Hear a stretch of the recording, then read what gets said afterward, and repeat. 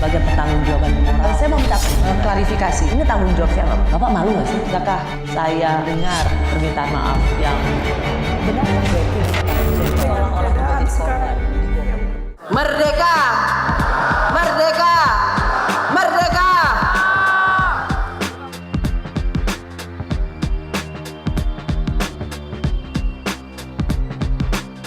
Selain menjadi ketua DPR perempuan pertama di Indonesia, nama Puan Maharani selalu dikaitkan dengan Soekarno, proklamator dan presiden pertama Republik Indonesia yang merupakan kakeknya, dan presiden kelima RI sekaligus presiden perempuan pertama di Indonesia, Megawati Soekarno Putri, ibu kandung Puan. Mengawali karir politik sebagai Ketua Bidang Pemberdayaan Masyarakat dan Perempuan DPP PDIP, karir politik Puan terbilang moncer dengan jabatan mentereng. Mulai dari anggota DPR, Ketua Fraksi PDIP, Menko Bidang Pembangunan Manusia dan Kebudayaan Indonesia, hingga menjadi Ketua DPR RI.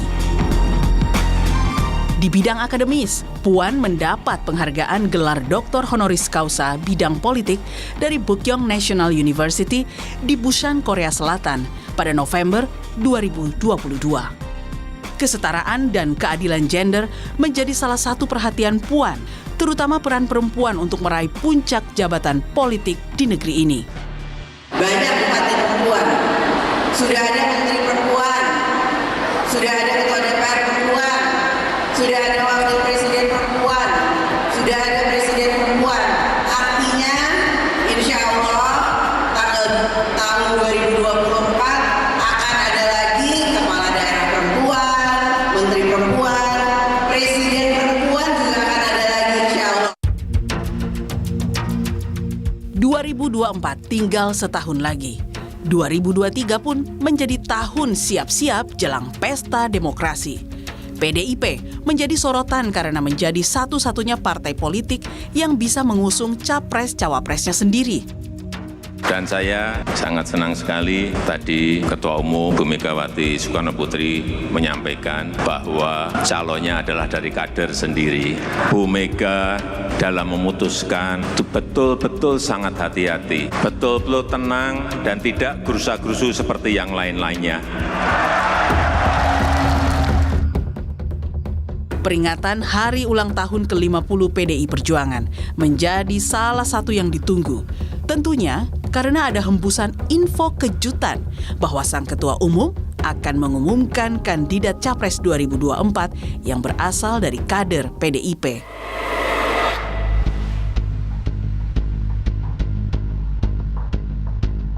Namun hingga akhir pidato berdurasi hampir 2 jam itu, kejutan Megawati soal Capres tak kunjung muncul. Siapa yang akan dicalonkan? Orang ngono kok saiki nungguin enggak ada. Urusan gue.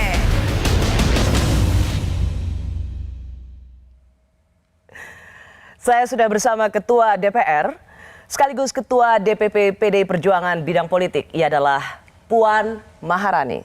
Mbak Puan, terima kasih sudah di program Rosi. Sama-sama Rosi, alhamdulillah bisa ketemu lagi. Selamat ulang tahun ke-50 untuk PDI Perjuangan. Terima kasih. Mbak Puan, 2 jam Bu Mega pidato, saya ada di sana waktu itu, ikut menanti pengumuman soal Capres. Tapi Bu Mega, Capres urusan gue tadi.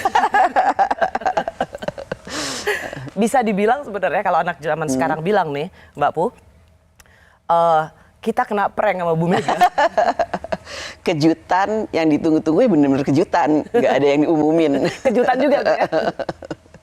Tapi kan Mbak Puan sehari sebelumnya kalau nggak salah, Mbak Puan itu bilang bahwa nama Capres sudah ada di kantong Bu Mega. Ya. Artinya nama itu udah ada? Ada lah. Ada? Ada dong. Pasti ada lah. Pasti ada. Kemarin pada saat perayaan ulang tahun 50 tahun PDI Perjuangan, Bu Mega itu banyak sekali memfokuskan tentang perempuan. Ya. Pemimpin-pemimpin perempuan. Apakah itu kode untuk putri Bu Megawati? Kepo ya? Sama juga kepo. Tadinya udah deg-degan. Aduh, siapa nih yang mau disebut, siapa yang mau disebut. Kok perempuan terus yang disebut? Ya ternyata nggak ada yang disebut. Ya, sama-sama kepo lah. Jadi seorang Puan Maharani itu juga ingin tahu sebenarnya Ya posisinya. iya. Karena saya meyakini bahwa apa yang nantinya akan disebutkan oleh Ibu Mega, pastinya itu yang terbaik buat nusa dan bangsa dan buat PDI Perjuangan. Tapi kan belum kemarin, tunggu dulu, sabar dulu. Jadi ya kita tunggu, sabar dulu. Mbak Puan, banyak sekali orang yang melihat ya bahwa Ibu Mega untuk soal capres ini pasti akan memilih Puan Maharani. Kenapa?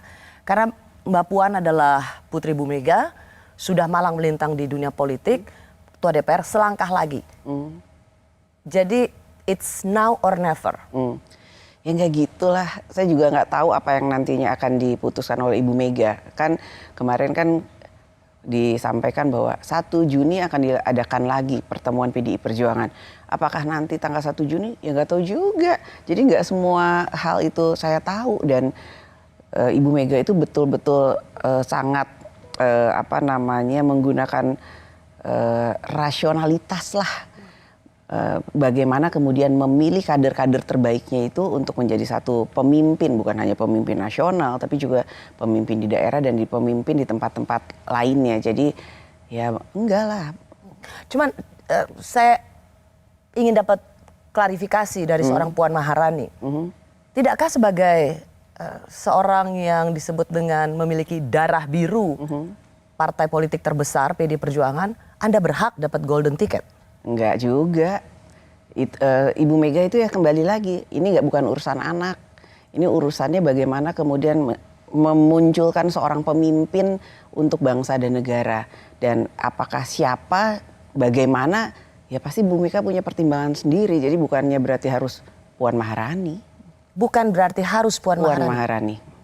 Jadi salah ya orang kalau melihat apapun yang diminta oleh seorang Puan Maharani, Bu Mega sebagai ketum PD Perjuangan itu pasti mengabulkan. Salah banget lah, salah banget. Itu nggak pernah kayak gitu dan nggak pernah. Tidak segampang itu. Tidak segampang itu dan nggak pernah kayak begitu.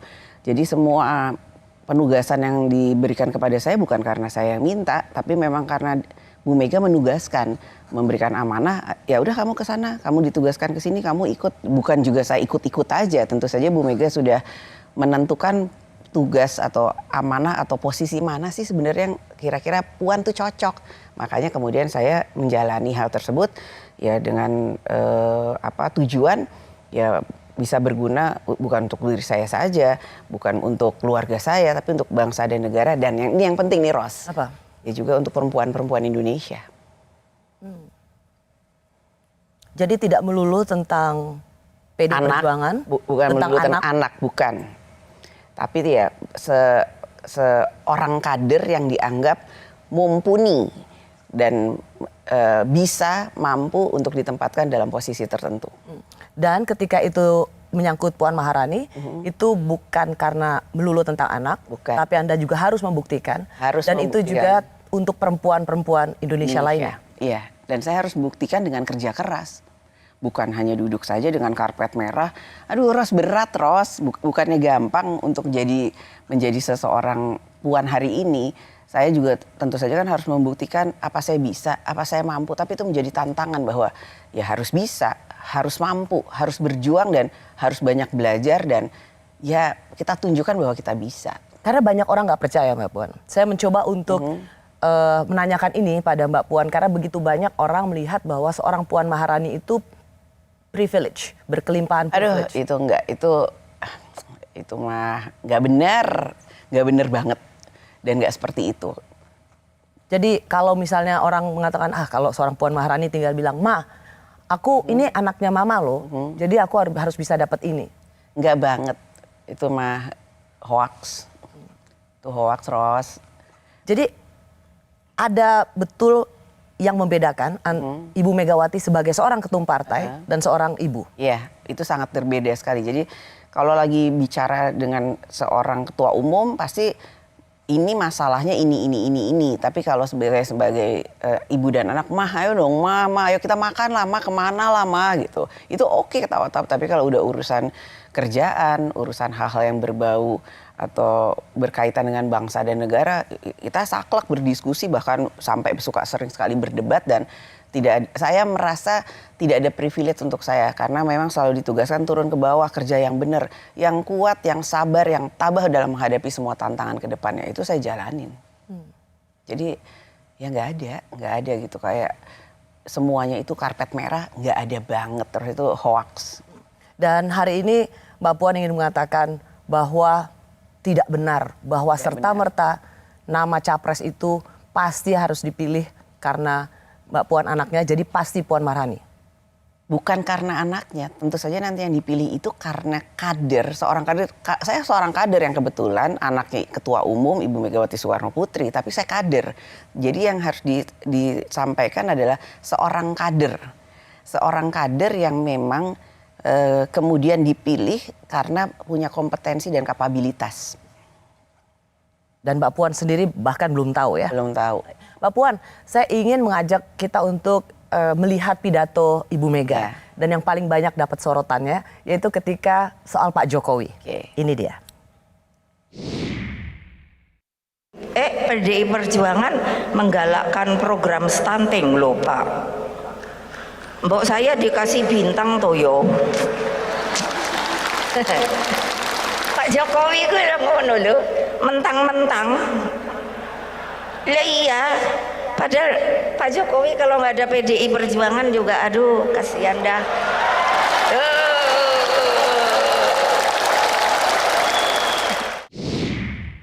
Mbak Puan, pidato Ibu Mega ini mendapat banyak sorotan dan sangat negatif.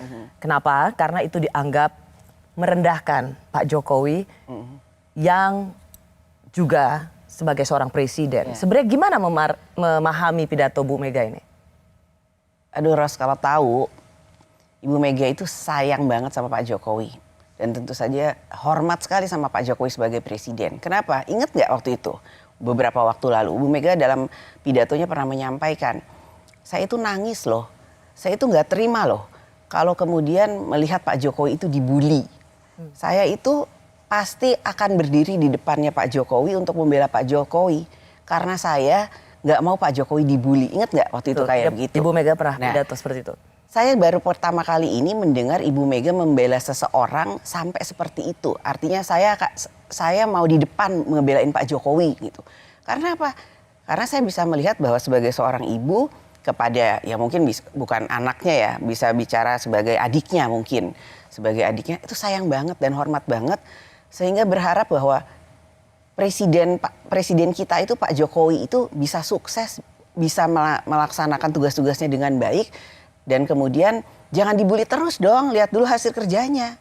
Bahkan sampai nggak apa-apa saya dibully karena saya mau belain Pak Jokowi. Itu kalau bukan sayang dan hormat apa? Dan ya kan Pak Jokowi bukan keluarga, Pak Jokowi kan adalah di luar keluarga kita, tapi begitu sayangnya Pak Jokowi, ibu itu sama Pak Jokowi. Dan kenapa di acara PDI Perjuangan juga bicara seperti itu? Karena kan ini acara internal, dianggap semuanya tuh anak-anaknya. Makanya waktu awal-awal sebelum pidato kan Ibu Mega mengatakan, kangen gak dengan ibu? Kangen gak dengan ibu? Kangen, benar kangen. Artinya kan Ibu Mega itu selain ketua umum mau membawakan dirinya bahwa saya itu ibu kalian kepada anak-anaknya. Bagaimana ketika orang tuh salah tangkap atau jadi berbeda ketika nih Pak Jokowi kalau nggak ada PDIP, duh kasihan deh gitu. Meskipun memang gesture atau non-verbal communication-nya Ibu Mega kan sambil ketawa-ketawa. Tawa dan seperti seorang ibu kepada anak-anaknya. Anaknya maksudnya anaknya itu PDI Apakah Perjuangan. itu bisa disebut candaan? Itu ya ini kan mengibaratkan kayak ginilah Rosi pimpinan yang ada di Kompas TV pasti kan punya presenter banyak. Kalau kemudian presenternya itu maju kemudian menjadi salah satu presenter yang top lah ratingnya dan lain-lain, itu karena apa? Itu kan karena presenter tersebut memang punya talent tapi diwadahi oleh Kompas TV kan, ya itulah, jadi ini sebagai wadah. Jadi maksudnya ayo dong kita sama-sama maju, ayo dong sama-sama kita memberikan bakti kita atau apa yang kita bisa lakukan untuk bisa membangun bangsa dan negara, kan diperlukan dua it takes two to tango. It takes two to tango untuk bisa Karena Bu Mega melaksanakan juga hal itu. sering juga memuji kadernya. Nah, dan di pidatonya kalau kita dengar Pak Jokowi itu pinter loh. Kalau nggak pinter ngapain saya mau sama Pak Jokowi? Itu saya tuh bisa melihat bagaimana sayang dan hormatnya Ibu Mega sebagai ibu kepada adiknya, kepada Pak Jokowi. Jadi bukan ada rasa yang mau merendahkan atau sepertinya nggak hormat. Aduh, itu justru kebalikan. Orang-orang yang punya pikiran kayak gitu tuh, itu artinya pikirannya cuman yang negatif. Puan Maharani menjalankan instruksi Ketua Umum PD Perjuangan, turun ke lapangan, ketemu langsung masyarakat. Tapi kenapa masih ada keraguan publik pada seorang Puan Maharani? Apa jawaban Puan? Aduh, kalau ingat mau nangis melulu. Jadi ibu nggak usah susah payah mikir, kita akan bantu terus. Itu mengapa pada waktu pertama saya turun, DPR-nya itu langsung dari 27 100% jadi 54. Kenapa? Karena saya turun ke bawah. Saudara-saudara sekalian, siapa yang tidak mau turun ke bawah, apa boleh buat? Apa boleh buat? Karena hanya satu-satunya cara untuk bisa mengumpulkan yang namanya rakyat, struktur yang kita sudah punya dengan nama 3 pilar.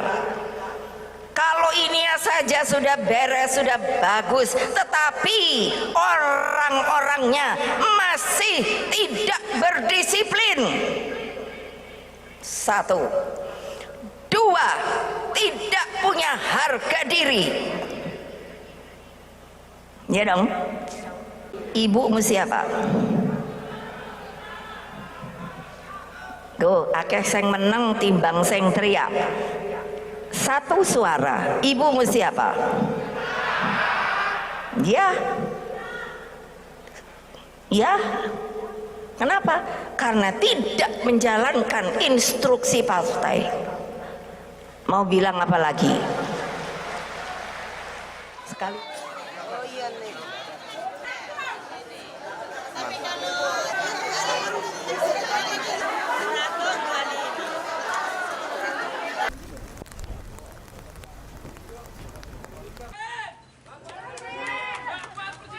Anak tangga. Ya. Jadi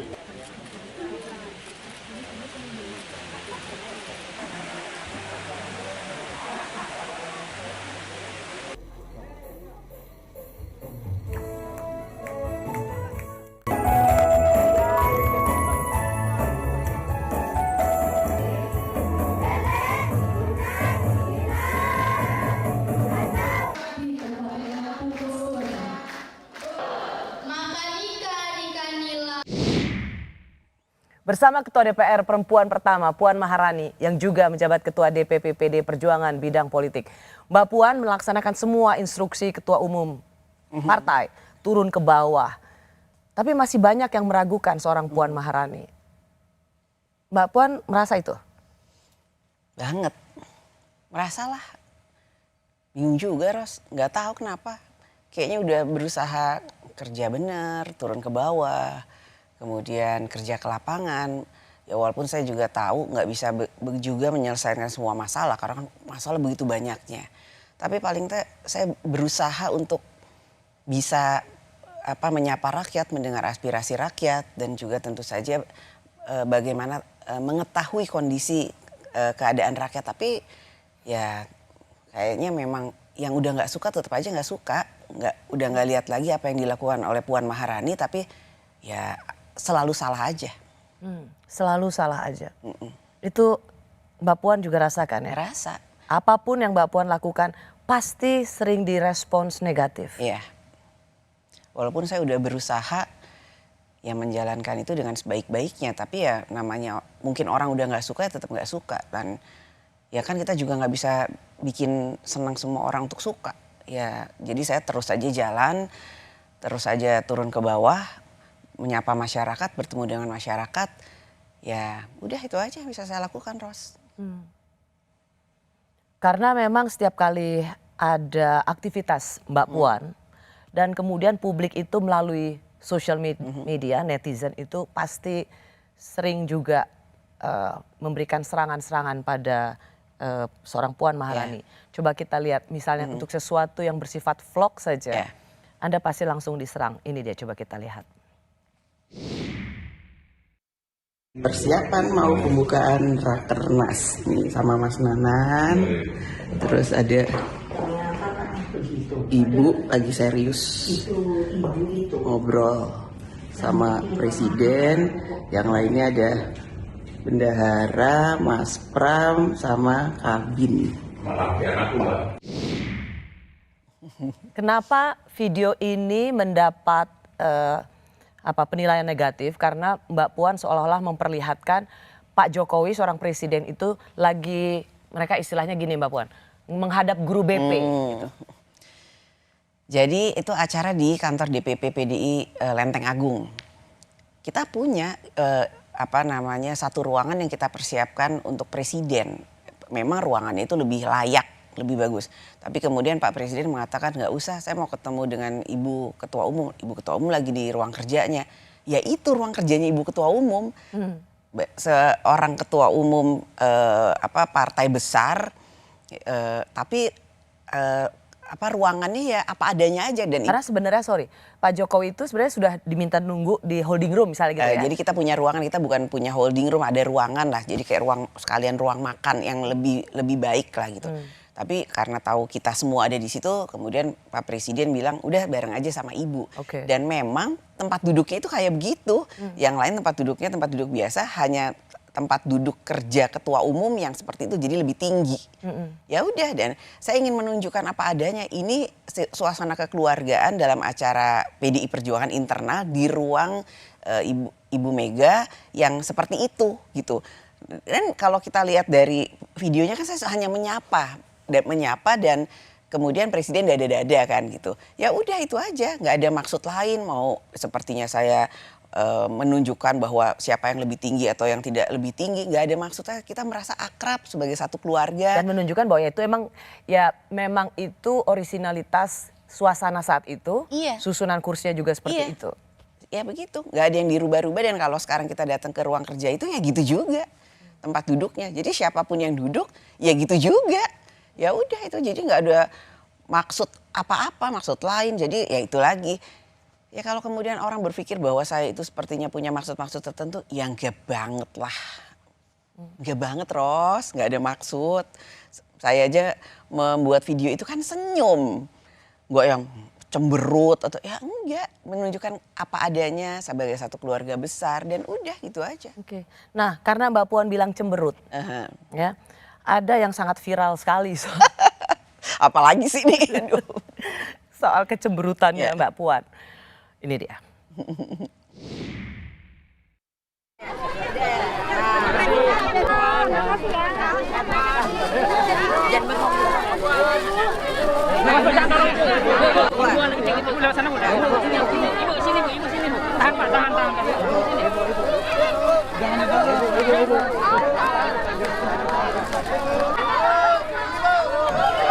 Mundur.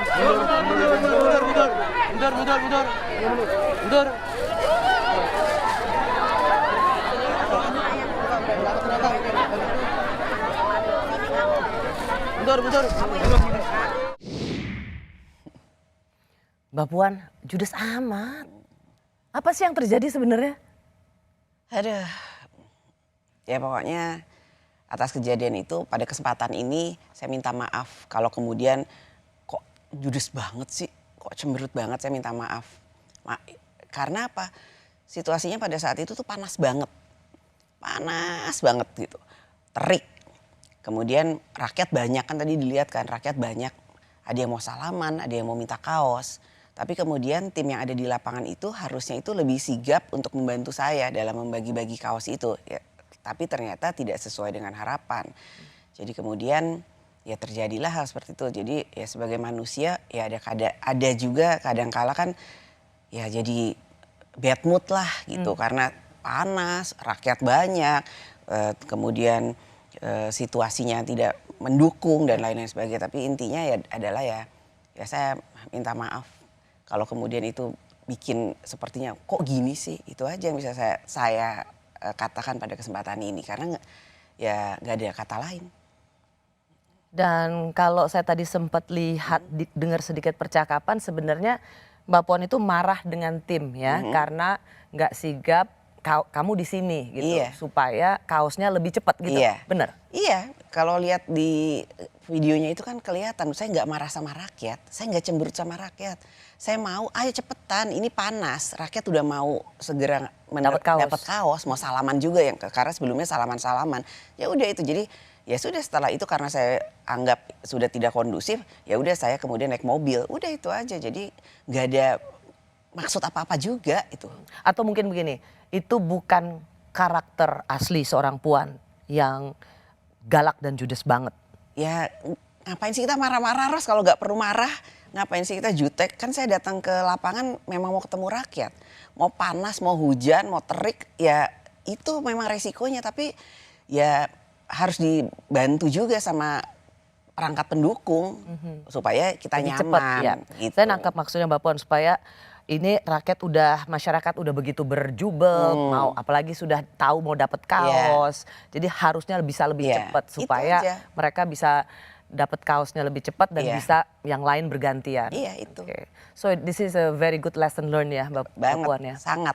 Sangat lesson learned dan ya nggak boleh terulang dan ya pemimpin dalam situasi apapun ya tetap harus senyum. Satu lagi ya, ini yang juga banyak banget sih Ros. Biar bisa jawab langsung klarifikasi tempat ini soal tanam padi. Aduh, ini dia.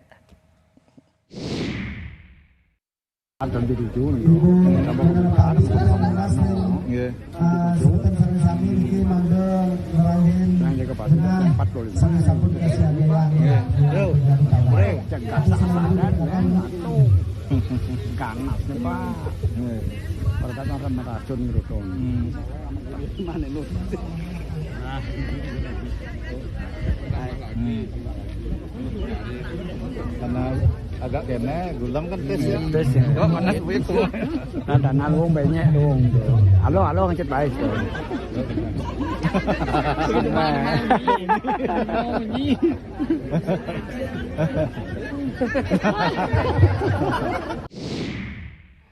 Ya waktu itu diledekin Mbak Puan karena di mana-mana nanam padi itu mundur, bukan maju. Apa penjelasannya Mbak Puan? Saya datang ke situ ketemu ibu petani untuk belajar nanam padi. Belajar loh, karena kan saya bukan petani. Jadi kalau tadi dilihat videonya mau keluar dari lumpurnya itu susah, harus dibantu sama ibu-ibu petani. Ya jadi saya ikuti apa yang biasa ibu-ibu petani itu lakukan. Ya bukannya saya ngarang-ngarang pengen nanam maju lah. Saya ngikutin apa yang sudah dilakukan oleh ibu-ibu petani. Oh itu jadi karena orang kan taunya tandur, tanam mundur. Ini namju, nanam maju. Ada itu? Ada. Apa kelebihannya? Karena kalau kemudian dilakukan seperti itu, petani yang ada di situ, memang ini belum berlaku di semua tempat, bisa menanam bibit taninya itu lebih cepat. Dengan satu cara yang lebih spesifik, ada nama alatnya saya lupa, yang di depan saya itu kelihatan bahwa nanamnya itu di satu tempat yang udah ada ditunjukin. Saya juga nanya, ini memang nanamnya gitu? Iya Mbak, cara nanamnya begini. Ya saya ikutin lah ibu-ibu petani, masa saya ngejar-ngejar ibu petani, kan yang lebih pintar ibu petani kalau nanam padi. Jadi nggak ngarang Ros, ini nggak ngarang-ngarang, bukan saya yang mau nanam maju, saya ikutin ibu-ibu petani. Jadi ini bukan settingan yang ngarang-ngarang? Bukan settingan yang ngarang-ngarang, itu kan ada di Badung, di Abian Semal kalau nggak saya, ya cek aja ke sana. Memang begitu cara menanam padi mereka, bukan saya. Nanti kalau kita nanam padinya maju ya, jangan mundur ya. Ya enggak, datang ke situ. Saya ikutin ibu saya sampai tanya, ini seperti ini ya nanam padinya? Iya Bu, ini cara teknik baru. Karena dengan ini kami bisa menanam lebih cepat. Oh ya udah ya saya ikutin, gimana cara nanamnya? Gini saya ikutin. Ini bukan ngarang-ngarang saya, Ros, itu saya ikutin ibu petani. Jadi Mbak Puan kalau melihat selama ini keraguan, terus cibiran pada apapun yang dilakukan oleh seorang Puan Maharani, gimana Anda mengelola ini? Pertama itu menjadi satu pelajaran, pengalaman yang sangat berharga buat saya. Bahwa apa yang harus saya lakukan ke depan itu harus benar-benar dilakukan dengan baik dan benar. Bukan berarti disetting, tapi jangan sampai kemudian menimbulkan prasangka-prasangka buruk atau prasangka-prasangka negatif. Itu yang harusnya disiapkan. Kan namanya kunjungan kerja ke luar daerah itu bukan tiba-tiba datang gitu kan, pasti sudah disiapkan. Apalagi dengan era sosial media saat ini. Itu. Mbak Puan ingin mengatakan memang bukan berarti disetting, tapi paling tidak dipersiapkan dengan baik, jangan ada celah untuk dan jangan ada niat-niat yang menimbulkan prasangka-prasangka, karena niatnya kita turun ke lapangan itu kan adalah untuk bertemu dengan rakyat itu. Dan itu sudah saya lakukan di kunker-kunker saya selanjutnya. Ya dan saya tetap semangat. Saya seperti yang tadi saya bilang kan, saya nggak bisa menyenangkan hati semua orang. Jadi saya tetap semangat turun ke lapangan, bertemu dengan rakyat. Kalau kemudian terjadi kesalahan, ya saya anggap itu sebagai pembelajaran bahwa nggak boleh lagi terulang. Dan harus tetap semangat. Ganjar Pranowo dan Puan Maharani adalah dua nama yang kerap muncul sebagai sosok capres kader PDI Perjuangan.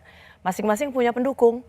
Ada apa antara Puan Maharani dan Ganjar Pranowo? Kadang-kadang itu sekarang kita ini suka ya wes lah, yang dia aja asal ganteng, dia aja yang dipilih asal bukan perempuan, ya wes dia aja biarpun gak iso apa-apa juga gak apa-apa, tapi yang penting dia itu kalau di sosmed, kalau di TV itu nyenengin, tapi kemudian gak bisa kerja, gak deket rakyat. Mau atau enggak nih pemimpin kayak gitu? Jadi jangan kemudian kita itu asal pilih karena cuman kelihatan di panggung aja. Panggung tuh panggung media, panggung TV, panggung sosmed. Tapi pilih orang yang betul-betul pernah memperjuangkan kita, pernah bersama-sama sama kita, pernah bergotong royong bersama kita. Setuju atau enggak? Di PDI Perjuangan tidak ada istilah bintang bersinar sendiri. Yang ada adalah Pancasila sebagai bintang penuntun kita.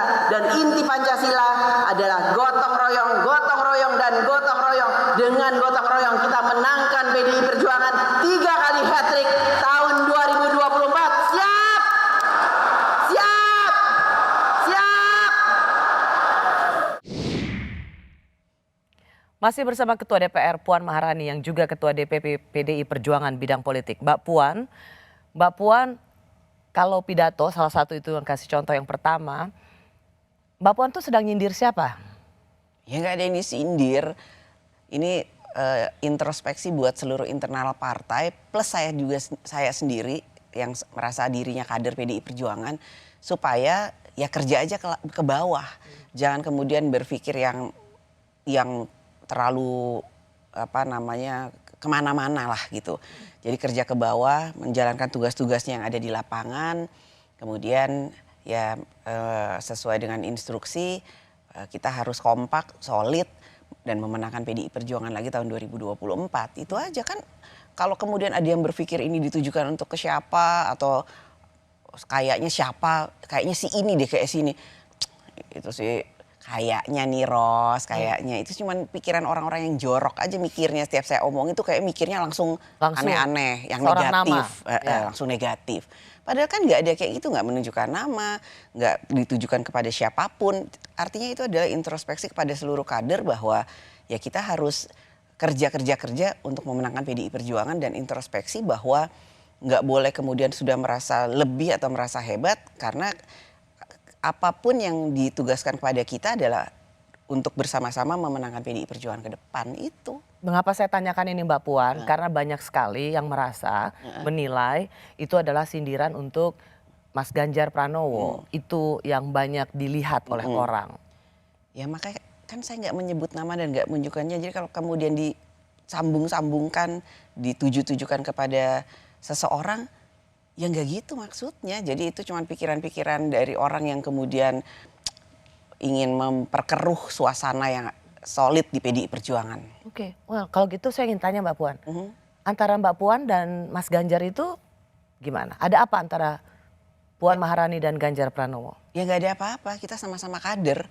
Dan kamu inget nggak dulu itu kan saya ketua tim pemenangannya Mas Ganjar waktu di Jawa Gubernur, Tengah. ya. Dan kita solid, kita bisa memenangkan Jawa Tengah, kita bisa memenangkan Mas Ganjar jadi gubernur. Dan pada saat itu ya sebagai satu tim saya merasa bahwa apa yang kita lakukan bersama-sama itu ya oke banget lah gitu. Jadi kemudian dan saya berharap kita selalu punya tim yang kuat dan solid seperti itu untuk bisa menjaga kantong-kantong PDI Perjuangan. Jadi nggak ada pikiran macam-macam, nggak ada ditujukan oleh siapa. Jadi ya itu yang punya pikiran-pikiran kayak negatif seperti itu hanya ingin memecah belah PDI Perjuangan supaya nggak solid.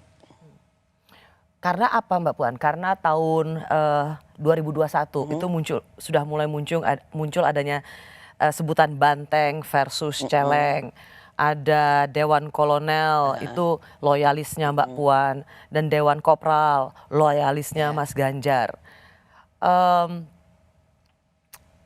Ini kan menunjukkan bahwa ada semacam tempur dalam internal partai Mbak Puan. Nggak gitu. Jadi saya kan nggak bisa ngelarang orang untuk mendukung. Saya nggak bisa juga ngelarang orang nggak mau teriak Puan atau teriak siapa.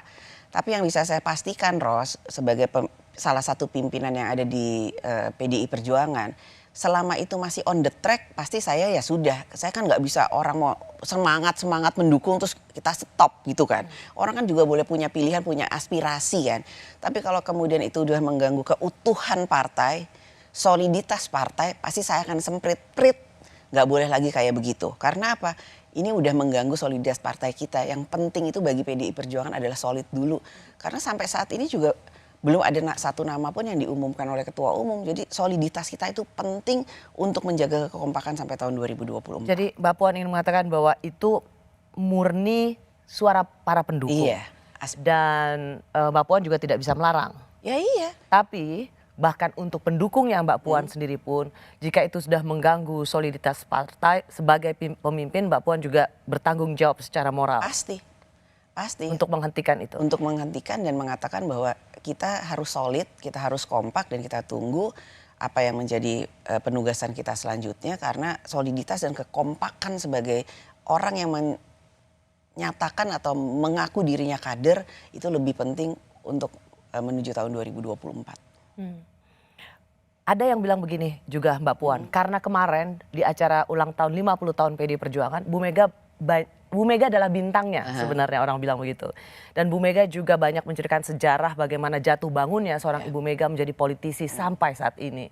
Termasuk ada guyonan Bu Mega yang mengatakan saya cantik, pandai, karismatik. Karena pidato Bu Mega yang juga banyak menceritakan tentang Ibu Mega berkiprah dalam politik, orang kemudian menganalisa gini, ini jangan-jangan supaya tidak terjadi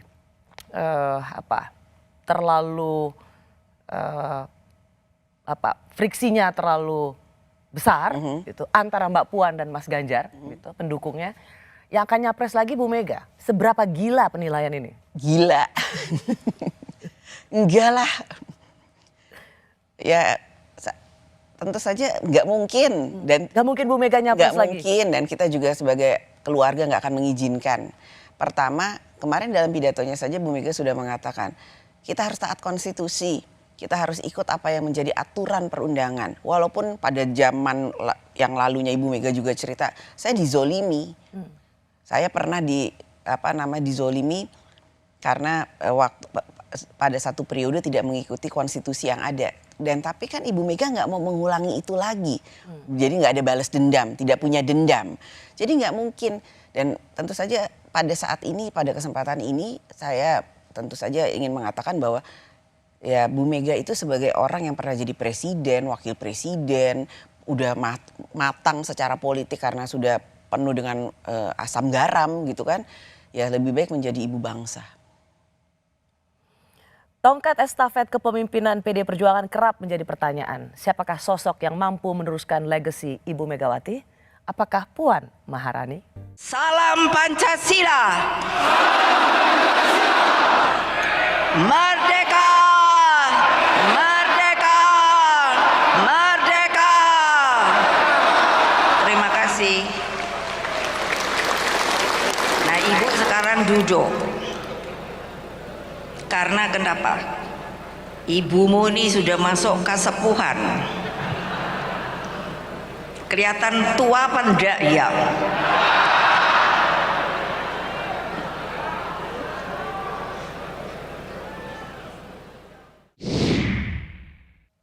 Bersama saya Ketua DPR Puan Maharani yang juga Ketua DPP PD Perjuangan bidang politik yang juga disebut salah satu calon presiden.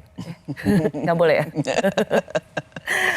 Mbak Puan, Ibu Megawati dalam beberapa acara memang mengatakan sudah cukup bagaimana sepuh gitu.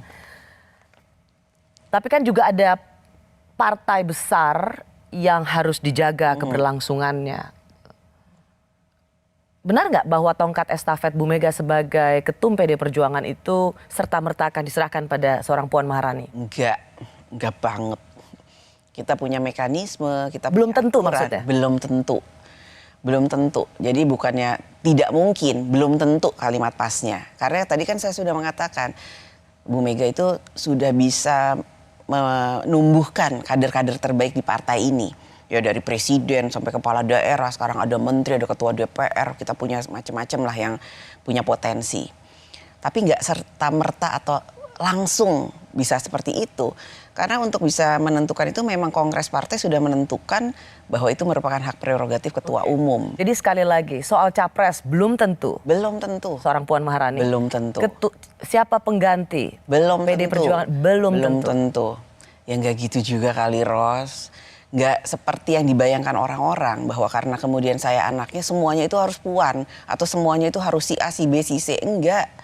Saya itu dari kecil itu udah diminta untuk melihat, kemudian merasakan saat kemudian saya mulai muncul di politik, saya turun ke bawahan, rasakan bagaimana rakyat itu di lapangan. Roso, Puan, roso bukan rasa.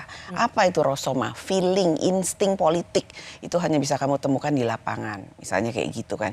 Nah, tapi kemudian yang akan melihat siapa yang kira-kira dianggap mampu, kemudian dianggap bisa meneruskan, ya itu kan bagaimana nanti Ibu Mega melihat lagi. Jadi bukannya kemudian saya udah lama, mama yang gimana sih mah, ngambek ya enggak lah Ros. Dan itu gak akan berlaku sama Bu Mega? Gak akan berlaku. Ngambek aja? Ngambek aja, musuhan aja, nggak ngomong aja tapi nggak juga kejadian. Ya itu, enggak lah, nggak gitu. Saya mau juga Mbak Puan memberikan penjelasan karena ada postingan Mbak Puan di Korea itu, Mbak Puan menangis. Saya ingin mengingatkan penonton Rosi untuk peristiwa ini. Laki-laki dan perempuan adalah sebagai dua sayapnya seekor burung. Jika dua sayapnya sama kuatnya, maka terbanglah burung itu sampai ke puncak yang setinggi-tingginya.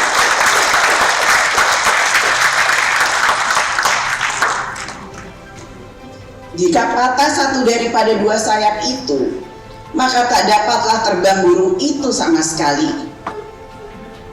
Inilah semangat yang juga harus kita tanamkan bersama dalam membangun kehidupan demokrasi, di mana perempuan dan laki-laki dalam harkat dan martabat kemajuan dan kesejahteraan yang sama.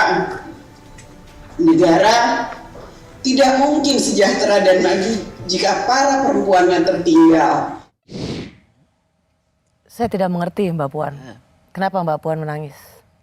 Ya, alhamdulillah saya bisa memberikan satu kebanggaan kepada orang tua saya. Saya diberikan penghargaan sebagai doktor honoris causa, Bu. Yang penting itu adalah seorang perempuan dari Indonesia di Indonesia, kemudian politikus yang sekarang dianggap bisa memberikan kontribusi pada bangsa dan negara sehingga dikasih penghargaan honoris causa. Karena saya merasakan, aduh Ros, berat banget. Pasti saya gini Mbak Puan, pasti ada sesuatu dalam memori kolektif atau yang diingat oleh Mbak Puan pada saat ada di podium itu. Apa yang ada dalam ingatan ya, waktu itu ya? Ternyata berat jadi perempuan di Indonesia. nggak semudah yang dibayangkan, wah bahwa bisa jadi Menko PMK, jadi ketua DPR. Untuk mencapai ke sini tuh ternyata nggak segampang itu. Ya kalau tadi kan Rosi bilang, kenapa sih Mbak Puan selalu dibully terus, kayaknya apa aja yang Mbak Puan lakukan salah terus. Itu kan bukan suatu hal yang mudah sebenarnya kalau kita mau cerna sebagai seorang manusia. Kok udah berusaha kerja sebaik-baiknya, berusaha kerja yang semampunya, tapi kok kemudian tetap salah terus. Kan itu beban batin juga ya. Saya sampai pikir kenapa ya kayak gini terus? Apa karena saya perempuan ya? Tapi saya ngerasa kayaknya iya juga sih. Kayaknya apakah kemudian di Indonesia itu belum siap ya menerima seorang perempuan itu untuk maju jadi seorang pemimpin ya dimanapun posisinya. Jadi saya merasa ya itu kan saya lagi menceritakan dua sayap burung kan. Harusnya kita itu bisa seiring sejalan laki-laki dan perempuan untuk dalam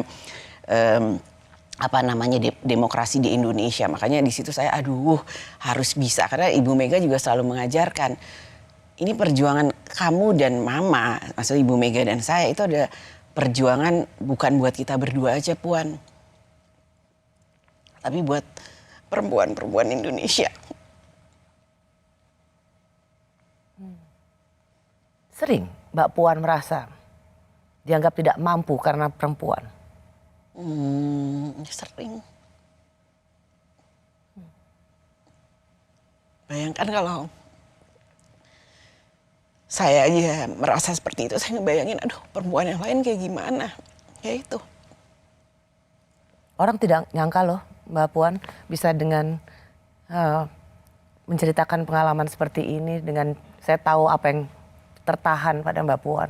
Bahwa ternyata seorang Puan Maharani sendiri sering sekali merasa dianggap tidak mampu karena label perempuan. Ya memang sih tidak ada yang ansih mengatakan kamu kan karena perempuan, tapi saya merasakan. Jadi kalau memang masih bisa ada yang bukan perempuan, kenapa yang harus perempuan gitu. Makanya saya perempuan itu harus kerjanya itu 2 kali lipat.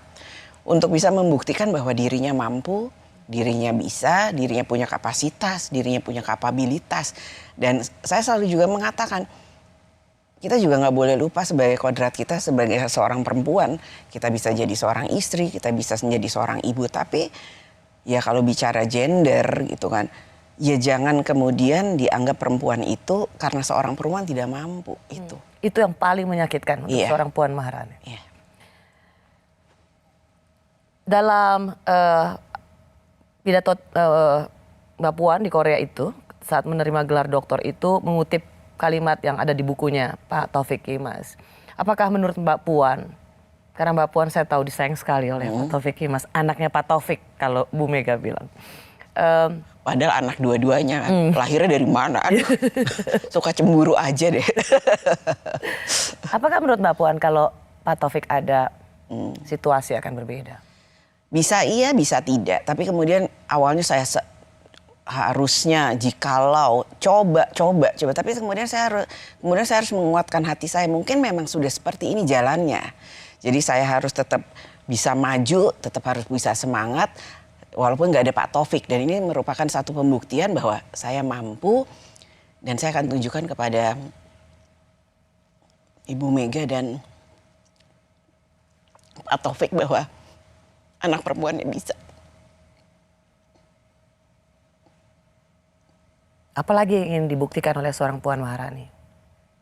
Ya bahwa apa yang saya lakukan ini harusnya juga bisa nantinya itu akan bisa berguna bagi perempuan-perempuan Indonesia, bukan buat saya. Jadi ayo perempuan Indonesia tuh harus semangat dan kita harus bisa sama-sama bersatu, bergotong royong untuk membangun bangsa ini ke depan dimanapun posisi kita, karena kita bisa. Mbak Puan, akan ada waktu pengumuman dari Ibu Megawati soal capres. Bagaimana jika pilihan itu tidak jatuh ke Mbak Puan? Apakah Mbak Puan bisa menerimanya? Saya tuh kader. Kita semua tuh yang ada di Inter PDI Perjuangan tuh kader. Jadi saya meyakini apapun yang menjadi keputusan Ibu Ketua Umum itu adalah keputusan terbaik yang akan dipilih untuk bangsa dan negara dan juga tentu saja PDI Perjuangan. Jadi sebagai kader tentu saja saya akan ikut dengan apa yang menjadi keputusan Ketua Umum karena itu pasti yang terbaik untuk bangsa dan negara dan juga PDI Perjuangan. Siapapun yang dipilih. Siapapun. Puan Maharani, terima kasih banyak sudah berbagi dan mengklarifikasi banyak hal di program Rosi. Sekali lagi selamat ulang tahun. Terima kasih untuk, Rosi. PDI Perjuangan. Salam hormat saya untuk Ibu Megawati. Terima kasih. Saya Rusiana Silalahi. Terima kasih sudah menyaksikan program Rosi. Kita jumpa lagi minggu depan. Tetaplah di Kompas TV, independen, terpercaya.